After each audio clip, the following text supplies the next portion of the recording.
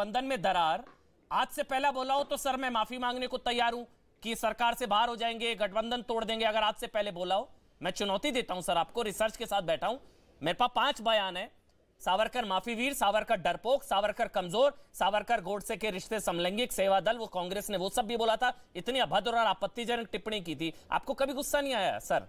मान लीजिए ना, क्या बुराई है? आपने तब धमकी दी थी सरकार तोड़ने की या गठबंधन तोड़ने की।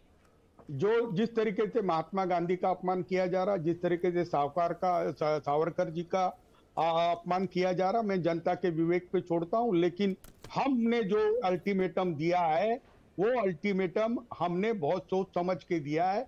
उद्धव जी ने भी टिप्पणी की है, आज आदित्य जी ने कहा है और संजय राउत जी ने कहा है। चलिए फिर एक काम करते हैं तिवारी जी, बोलो कमरोल भाई बैठे हैं कांग्रेस पार्टी से, आप बोल दीजिए आज के बाद अगर सावरकर पर बोला राहुल गांधी ने कुछ गलत, आज के बाद बोला तो अभी तो दरार गठबंधन तोड़ देंगे जो सो कॉल्ड है, एक बार बोल दीजिए। अब आज के बाद बोला अगर सावरकर पर एक भी शब्द गलत तो गठबंधन तोड़ देंगे, बोल दीजिए एक बार। देखो मैं आपको स्पष्ट कर रहा हूं कि इसको मैं रिकॉर्ड करके रख लूंगा तिवारी जी आपके स्टेटमेंट को। अमन रिकॉर्ड चालू कर लो जी। अब मैं बोल रहा हूं कि हमारे वो पूजनीय हैं, हम चाहते हैं कि भारत रत्न दिया जाए। हम इस बात से कतई सहमत नहीं कि सावरकर बुनियादी तौर पे कोई माफीनामा दे सकते हैं। सावरकर या गांधी जी के बोलने पर एक टेक्निकल ब्रॉडर परस्पेक्टिव से वो आए थे, तो उन्होंने उसके बाद सामाजिक कार्य भी किया। मैं अभी भी बता रहा हूं तुमको अमन जी, हम भारत जोड़ो यात्रा में राहुल गांधी को अपडेट नॉलेज कराएंगे कि सावरकर कितनी अभी आपने बोला, मैं को आगे बढ़ना है सर, लाइन क्लियर कर दीजिए। बोलिए आज के बाद बोला अगर सावरकर पर राहुल गांधी जी ने, तो हम गठबंधन तोड़ देंगे, एमवीए तोड़ देंगे, एक बार बोल दीजिए। नहीं वरना लगेगा ये सब ड्रामा है सर, फिर झूठ लगेगा सर। कहां बोलिए ना किशोर तिवारी जी, आपके पास अथॉरिटी है सर, सीनियर लीडर है आप बोलिए आज के बाद बोल दिया अगर राहुल गांधी जी ने सावरकर जी पर कुछ। हाँ मुझे मालूम है अमन, तुम ऐसा बुलवाना चाहते हो कि दिन भर फिर चलाओगे। मुझे एक बात बता देता हूँ, तो फिर सब हवा में बोलते हैं आप लोग, फिर अभी बोल रहे दरार आ गई, वो फिर बोल देंगे आप कुछ नहीं कर पाएंगे सर। आप बता रहा हूँ तिवारी जी, आप कुछ नहीं हो पाएगा आप लोगों से। जब गठबंधन में थे तब रोज अपमान होता था, आपने क्या कर लिया? अब कह दिया संजय राउत जी ने दरार आ जाएगी, वो फिर बोलेंगे सर, वो फिर बोलेंगे, आप कुछ नहीं कर पाएंगे। अरे अमन मुझे बोलने दो ना। अमन मैं आपको बता रहा हूं, हम वो लोग हैं जो करके बताते हैं, ऐसी धमकियां वगैरह नहीं देते। हमने बीजेपी को भी जगह बताई थी और अब हम बीजेपी को राष्ट्रीय स्तर पे जगह बताने के लिए हम थोड़ा बहुत शांत है, तो आप घबराइए मत। हमको ठीक है, हम सावरकर का अपमान नहीं सहेंगे और सावरकर हमारे लिए पूजनीय है। राज्य के जो कांग्रेस नेता है वो राहुल गांधी को समझा लेंगे, मुझे लगता है। We agree and they agree, तो अभी ये बोथ आर एग्री। हम हमारे जगह पे कमरू भाई हैं, कमरू चौधरी जी हैं मेरे साथ, जगह पे नहीं रहेंगे तो हम देख लेंगे। कमरू भाई मुस्कुरा रहे। कमरू भाई अग्रीमेंट हो गया, आज के बाद नहीं कहेंगे, आज के बाद नहीं कहेंगे सावरकर पर कुछ। शिवसेना ने धमकी दे दी है कि अगर बोला तो फिर दरार आ जाएगी सर। कमरू भाई। अमन भाई, मैं एज ए कांग्रेसी वी एग्री टू डिसएग्री। यहाँ पे बहुत सारे मुद्दे हैं, यहाँ पे कोई व्यक्तित्व का विषय नहीं है, दो पॉलिटिकल पार्टी का विषय नहीं है। ये लड़ाई जो है हिंदुस्तान में दो विचारधारा का बीच में, एक सावरकर वाला विचारधारा, एक गांधीवादी वाला विचारधारा। मैं गांधीवादी वाला विचारधारा से बिलोंग करता हूँ। अमन जी हो सकता है सावरकर वाला विचारधारा से बिलोंग करते हैं, वो अलग बात है, वो आपका अपना इंडिविजुअल चॉइस है, आप किसको मानते हो कि नहीं मानते हो। लेकिन एक दो मैं फैक्ट्स आपके बताता हूँ। सावरकर का अपना हाथों से लिखा हुआ किताब 6 glorious years epoch of Hindu history by Savarkar, उसमें सावरकर जी ने छत्रपति शिवाजी महाराज को उन्होंने निंदा की थी जब उन्होंने ये एक गवर्नर है मुस्लिम गवर्नर, उनका बहू को जब यहाँ से वापस लौटा दिया था इज्जत सहित, क्योंकि सावरकर का आइडियोलॉजी अपना हाथों से लिखा हुआ था। उन्होंने रेप को एक इंस्ट्रूमेंट ऑफ पॉलिटिकल आइडियोलॉजी का हिसाब से वो स्वीकारते थे कि ये एक आइडियोलॉजिकल होना चाहिए था। इसमें जो है कि कांग्रेस पार्टी का आपत्ति है, हमेशा रहेगा, क्योंकि सावरकर का विचारधारा जो है उसमें सिर्फ एक पर्टिकुलर समुदाय ही है, बाकी कोई भी समुदाय जो हिंदुस्तान का एक संस्कृति जो एक सालों साल से बनकर आज अमन और कमरू भाई एक टेबल में बैठकर चर्चा कर रहे हैं, वो सावरकर उस आइडियोलॉजी को विश्वास नहीं करते। लेकिन कांग्रेस पार्टी या कांग्रेस पार्टी के तमाम नेताओं लड़ाई है उसी बात को, जो आइडियोलॉजी देश को समाज को बांटने पे लगी हुई है, उसके खिलाफ हम आंदोलन कर रहे हैं और करते हुए रहेंगे।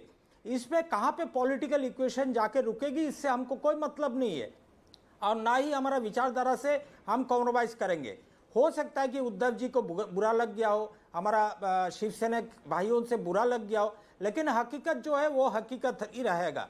हमको एक इलेक्शन जीतने के लिए हम अपना विचारधारा का कुर्बान नहीं कर सकते। धमकी दे रहे हैं, बिल्कुल गठबंधन में आ सकती है तो आ जाए, आ सकती है तो आ जाए। अब बताइए तिवारी जी, आप अगर बोलो, तिवारी जी बताइए, कमरू भाई बोल रहे हैं आ जाती है तो आ जाए, उनको फर्क नहीं पड़ता। आप लोग डरे हुए हैं, आप लोग कुछ कर ही नहीं। कमरू भाई ने अभी चैलेंज बोल दिया, आ जाए, आती है तो आ जाए दरार। फिर मैं आ रहा हूं प्रोफेसर कपिल कुमार और राकेश सिन्हा। बोलिए, अब बोलिए तिवारी जी, बताइए। वो कह रहे हैं आती है तो आ जाए, हमको फर्क नहीं पड़ता। अब बताइए आप। नहीं, देखो लार्जर इंटरेस्ट के अंदर मेरा अमन जी, मेरा लड़ाई एक विचारधारा से है, एक विचारधारा के खिलाफ है। लेकिन ये विचारधारा में अगर शिवसेना आती है तो आती है, अगर कल तृणमूल कांग्रेस आती है हमारा विचारधारा का बीच में तो हम उससे लड़ाई करेंगे। अगर वहां पे समाजवादी पार्टी आती है, आरजेडी आती है तो हम उससे भी लड़ाई करेंगे। लेकिन हमारा विचारधारा में चलने वाला दल ही हमारे साथ रहेंगे। बोलिए तिवारी जी, जोड़ लीजिए, फिर मैं राकेश सिन्हा, प्रोफेसर कपिल कुमार आ रहा हूं। 30 सेकंड में जोड़िएगा तिवारी जी बस। देखो उनका ओपिनियन उन्होंने दिया। हमने कहा कि सावरकर के बारे में राहुल जी के जो विचार है, वो विचार राहुल जी के समग्र नहीं है, वो टूटे टूटे है। अगर सावरकर जी को समग्रता से देखा जाए तो सावरकर जी यह स्वतंत्र वीर थे और बहुत बड़े दार्शनिक थे। उनका कंट्रीब्यूशन ऐसा अंडर एस्टिमेट करके भारत जोड़ो यात्रा का महत्व कम करना है, मैं तो यही बात से बोलूंगा। क्योंकि भारत जोड़ो यात्रा का जो मकसद है उसको डायलूट करके क्या कर रहे हैं राहुल जी, ये मुझे मालूम नहीं। सर पता नहीं, आप बहुत बड़े सावरकर भक्त नजर आ रहे हैं। अभी सावरकर जी की जयंती निकली, क्या किया था शिवसेना? अच्छा, कब निकली थी जयंती? कब थी जयंती सावरकर जी की, तिवारी जी? हाँ, अरे भाई मुझे एक बताइए, आप बताइए ना, आपसे पूछ रहा हूं, कब थी जयंती, कब निकली सावरकर? आप बहुत बड़े सावरकर भक्त बन रहे हैं, मैं आपको बगुला भक्त नहीं कहूंगा। कब निकली जयंती? अरे मैं खुद अंडमान में सेलुलर जेल में वो सावरकर जी की जयंती कब निकली? अरे भाई मुझे कब है जयंती सावरकर जी की? अरे भाई एग्जैक्ट डेट मुझे अभी मालूम नहीं, बगुला भगत मुझे आप बताइए सावरकर जी की जयंती कब निकली? अभी इतने बड़े सावरकर भक्त बन रहे थे आप, क्या हुआ सर? अमन मेरी बात पूरी सुनो। सेकुलरिज्म के चक्कर में सावरकर जी को मत भूलिए भाई, सत्ता के चक्कर में सावरकर को भूल गए। कब निकली इनकी जयंती? अरे भाई जयंती निकलती नहीं, मनाई कब गई? ये अभी निकली ना सर, अभी मनाई आप लोगों ने, बताइए ना। निकलेगी तो मनाएंगे, पता होगा तो मनाएंगे। आपको पता ही नहीं है सावरकर की जयंती कब बताइए ना तिवारी जी। अरे एक ऐसा है, मुझे एक शब्द पूरा करने दो। मैं अंडमान बोलिए, मुझे नहीं पता सावरकर जी की जयंती कब। बोल के जाइए, शिवसेना के नेता को सावरकर की जयंती नहीं पता। अरे आप ऐसा बताना चाहते कि आप बताइए ना। अरे भाई सर वीर, अच्छा नेहरू जी की जयंती पता होगी, इंदिरा गांधी जी की जयंती पता होगी, सावरकर जी की जयंती नहीं पता होगी ना आपको? आपको पता होगी नेहरू जी की जयंती, आपको पता होगी गांधी जी की जयंती, गांधी जी की जयंती पता है, इंदिरा जी की जयंती पता है, लेकिन वीर दामोदर सावरकर की जयंती आपको नहीं पता, शिवसेना के नेता को नहीं पता। अमन यूपीएससी की कोई एग्जाम हो तो सर गांधी जी की जयंती मैं पूछता तो आप यूपीएससी एग्जाम का जिक्र करते नहीं करते ना? मैं नेहरू जी की जयंती का जिक्र करता तो आप नहीं करते। अब गूगल कर रहे हैं आप, कर लीजिए सर गूगल, कोई दिक्कत नहीं है। अरे भाई मैं एक देखो, आप जो समझ रहे हैं, शिवसेना के नेता को सावरकर, वीर दामोदर सावरकर की जयंती का नहीं पता, इसलिए मैं कह रहा हूं ये बगुला भगत वाली स्थिति है। इसीलिए मैं कह रहा हूं ये सर क्लियर हो गया, क्लियर हो गया सर। मैंने